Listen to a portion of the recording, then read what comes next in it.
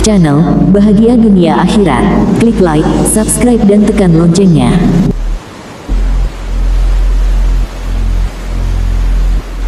Allahumma sholli ala Sayyidina Muhammad wa ala ali Sayyidina Muhammad. Sobat channel Bahagia Dunia Akhirat, di video kali ini, kita akan membahas tentang cara menangkal ilmu hitam yang jahat dalam Islam. Mari kita simak video ini sampai selesai. Ilmu hitam mungkin identik dengan suatu ilmu yang melibatkan jin atau makhluk gaib di dalamnya. Ilmu hitam juga berkaitan dengan sihir yang secara etimologi berarti sesuatu yang tersembunyi dan sangat halus penyebabnya. Sementara itu, jika berdasarkan syariat, Abu Muhammad Al-Maqdisi menjelaskan bahwa sihir adalah azimat-azimat, mantra-mantra atau buhul-buhul yang bisa memberi pengaruh terhadap hati sekaligus jasad, bisa menyebabkan seseorang sakit, terbunuh ataupun memisahkan suami dari istrinya. Jadi, ilmu hitam atau sihir bukanlah sekedar isapan jempol dan benar-benar ada dan bisa mencelakakan seseorang dengan takdir Allah yang bersifat kauni.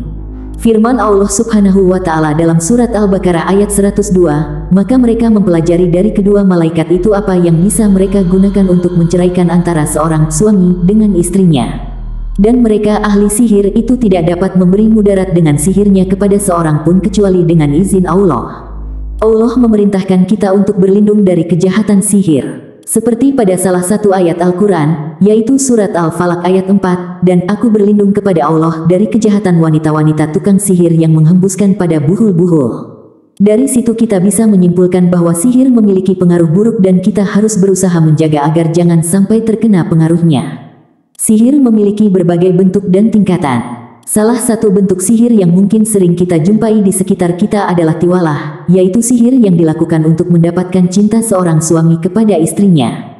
Di Indonesia, sihir semacam ini umumnya disebut pelet. Selain itu ada pula namimah, adu domba, al-aftu, pengasihan, sarfu, menjauhkan hati, dan sebagainya. Sebagian besar perbuatan sihir ini diklasifikasikan dalam perbuatan kufur dan syirik, kecuali sihir yang menggunakan racun atau obat-obatan serta namimah. Hukum perilaku sihir atau ilmu hitam. Berdasarkan penjelasan Syekh Abdurrahman bin Nasir As-Sa'di, sihir termasuk perbuatan syirik ditinjau dari dua sisi. Sisi yang pertama, di mana sihir memiliki unsur meminta pelayanan dan menggantungkan diri pada selain Allah, dalam hal ini adalah setan, dengan menggunakan pendekatan diri pada mereka melalui sesuatu yang disukai oleh setan sehingga setan-setan itu akan memberi pelayanan yang diinginkannya. Sementara itu, di sisi yang kedua sihir mengandung unsur pengakuan bahwa pelaku sihir mengetahui hal-hal gaib dan menyetarakan dirinya dengan Allah dalam ilmunya. Selain itu adanya upaya untuk menempuh segala cara yang bisa menyampaikannya kepada hal tersebut. Dari sini kita bisa mengetahui bahwa hukum mempelajari dan mempraktikkan sihir adalah haram. Bahkan, diriwayatkan dari beberapa sahabat bahwa hukuman bagi para tukang sihir adalah dibunuh. Sihir ini merupakan perbuatan setan, sebagaimana firman Allah pada surat Al-Baqarah ayat 102, dan mereka mengikuti apa yang dibaca oleh setan-setan pada masa kerajaan Sulaiman, dan mereka mengatakan bahwa Sulaiman mengerjakan sihir, padahal Sulaiman tidak kafir, dan tidak mengerjakan sihir tetapi setan-setan itulah yang kafir, mengerjakan sihir. Mereka mengajarkan sihir kepada manusia. Cara benar menangkal ilmu hitam. Dari semua penjelasan di video ini menegaskan bahwa kita harus melakukan pencegahan dan cara-cara menangkal ilmu hitam. Ilmu hitam atau sihir ini termasuk penyakit yang bisa menimpa manusia atas izin Allah Subhanahu wa Ta'ala. Seperti yang kita pasti ketahui, tidak mungkin Allah menurunkan suatu penyakit tanpa juga menurunkan penawarnya. Sementara itu, seorang muslim dilarang untuk berobat dengan sesuatu yang diharamkan Allah. Seorang muslim diharamkan untuk mendatangi dukun untuk mengobati penyakit dari ilmu hitam yang mengenainya.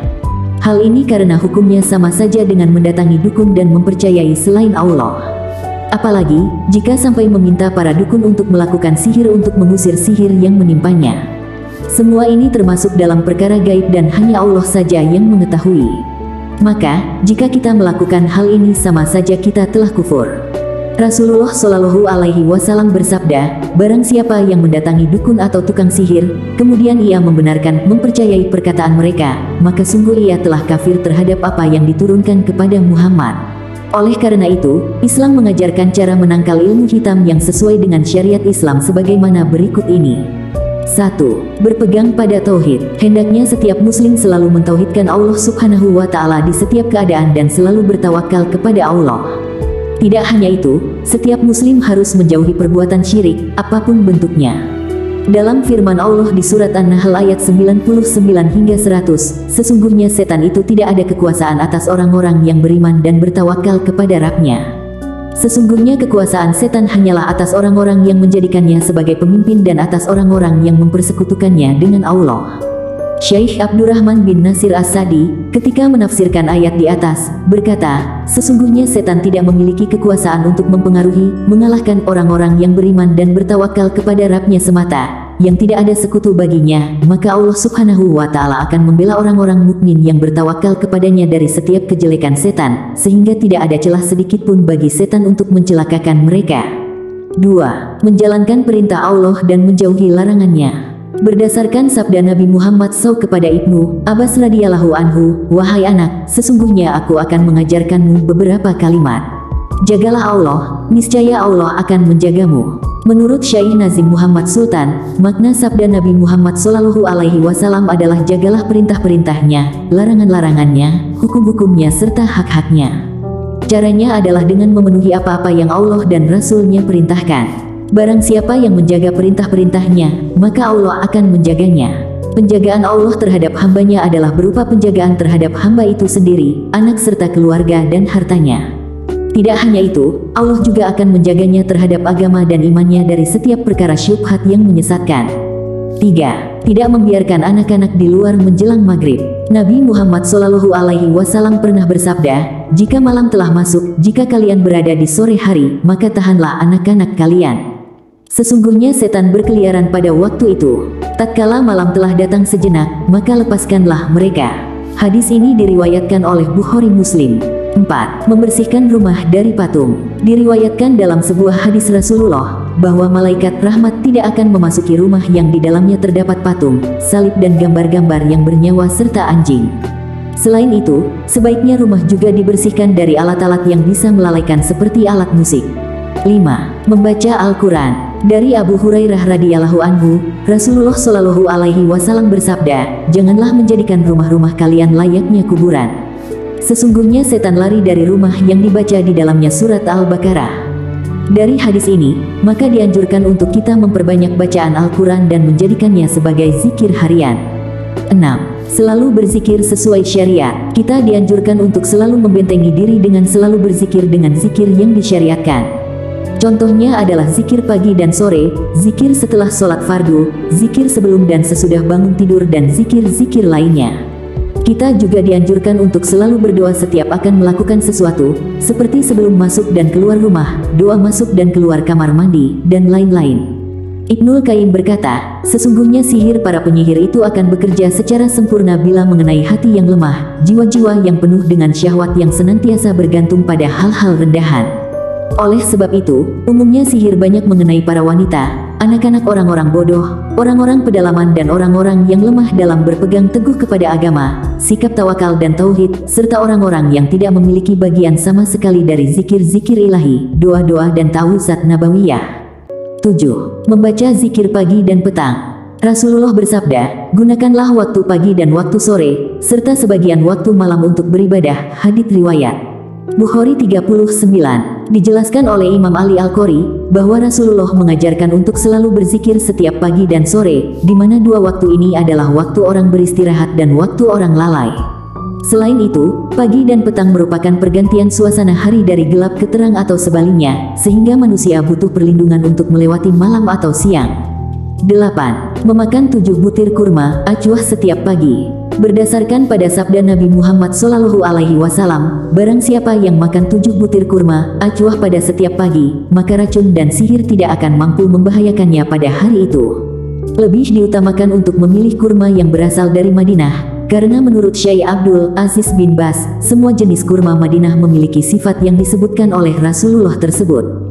9. Membaca ayat kursi. Kita juga dianjurkan untuk membaca ayat kursi setiap selesai sholat 5 waktu setelah membaca wirid yang disyariatkan setelah salam. Ayat kursi juga sebaiknya dibaca setiap sebelum tidur. Dalam hadis Nabi Muhammad disebutkan, barang siapa membaca ayat kursi pada malam hari, Allah senantiasa menjaganya dan setan tidak mendekatinya sampai subuh. 10. Membaca surat Al-Ikhlas, Al-Falaq dan An-Naas. Ketiga surat di atas dibaca sebanyak 3 kali pada pagi hari sesudah sholat subuh dan menjelang malam sesudah sholat maghrib. Hal ini sesuai dengan hadis riwayat Abu Dawud, At-Tirmidzi, dan An-Nasai. 11. Banyak berlindung dengan kalimat Allah. Sebagai muslim, kita harus selalu meminta perlindungan Allah dalam keadaan apapun dan dimanapun.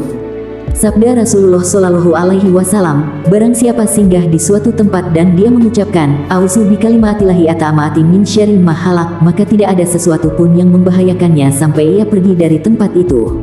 12. Membaca dua ayat terakhir dari surat Al-Baqarah. Dua ayat terakhir surat Al-Baqarah, yaitu ayat ke-285 dan 286 dianjurkan untuk dibaca supaya bisa terhindar dari sihir atau ilmu hitam. Dalam hadis Rasulullah SAW, barang siapa membaca dua ayat terakhir dari surat Al-Baqarah pada malam hari, maka cukuplah baginya. 13. Makan minyak zaitun. Minyak zaitun mungkin sudah lama kita kenal sebagai minyak yang berkhasiat baik untuk kecantikan. Tapi, ternyata minyak zaitun bisa menangkal dan menetralisir racun serta sihir. Berdasarkan hadis yang diriwayatkan Ahmad dan Tirmidzi, dan disahihkan oleh Syekh Albani, makanlah minyak zaitun sesungguhnya ia diberkahi. Berlauklah dengannya dan berminyaklah dengannya, sesungguhnya ia keluar dari pohon yang diberkahi.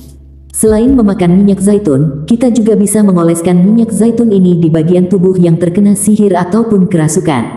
14. Mandi dengan air daun bidara. Daun bidara adalah daun yang berasal dari pohon yang memiliki ukuran kecil dan biasanya lebih mudah untuk tumbuh di daerah yang kering. Berdasarkan tafsir surat Al-Baqarah ayat 102 oleh Ibnu Nasir tentang setan yang memfitnah Nabi Sulaiman bahwa beliau menggunakan sihir bukan untuk mukjizat dan meriwayatkannya bahwa untuk menghilangkan ilmu sihir adalah dengan apa yang diturunkan Allah kepada Rasulnya. Dan untuk menghilangkan hal itu dengan membaca Al-Mu'awwizatain dan Al-Falaq, An-Nas serta ayat kursi. 15. Membaca Sayyidul Istighfar. Sayyidul Istighfar memiliki arti pemimpin istighfar. Doa ini disebut sebagai pemimpin istighfar karena di dalamnya terkandung arti makna taubat yang menyeluruh. Berdasarkan sabda Rasulullah SAW yang diriwayatkan oleh Ahmad, Bukhari dan lainnya, barang siapa yang membaca Sayyidul Istighfar Allahumma anta rabbi, la ilaha illa anta khalaqtani, wa ana abduka, wa ana ala ahdika wa wa'dika mastata'tu, a'udzu bika min syarri ma sana'tu, abu'u laka binimatika alaya, wa abu bizanbi, fakfirli, fa innahu la yakfirus sunuba ila anta. Artinya, ya Allah, Engkau adalah Tuhanku. Tidak ada Tuhan selain Engkau yang telah menciptakanku.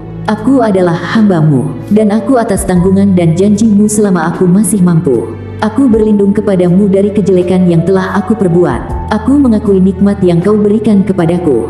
Aku mengakui dosaku, maka ampunilah aku. Sesungguhnya tidak ada yang bisa mengampuni dosa-dosa kecuali Engkau. Jika doa Sayyidul Istighfar ini dibaca di siang hari dengan meyakini isinya, kemudian dia meninggal di hari itu sebelum masuk waktu sore, maka dia termasuk penduduk surga. Bagi umat muslim yang senantiasa membaca Sayyidul Istighfar dengan memaknai isinya, kemudian meninggal sebelum waktu fajar datang, maka surga menjadi rumah selanjutnya baginya. Demikian penjelasan terkait dengan beberapa cara menangkal ilmu hitam sihir dalam Islam. Semoga bermanfaat dan menjadi wasilah keimanan dan ketakwaan kita kepada Allah Subhanahu wa Ta'ala. Amin ya mujibas sailin. Allahumma sholli ala Sayyidina Muhammad wa ala ali Sayyidina Muhammad. Terima kasih, semoga bermanfaat dan sampai jumpa di video selanjutnya.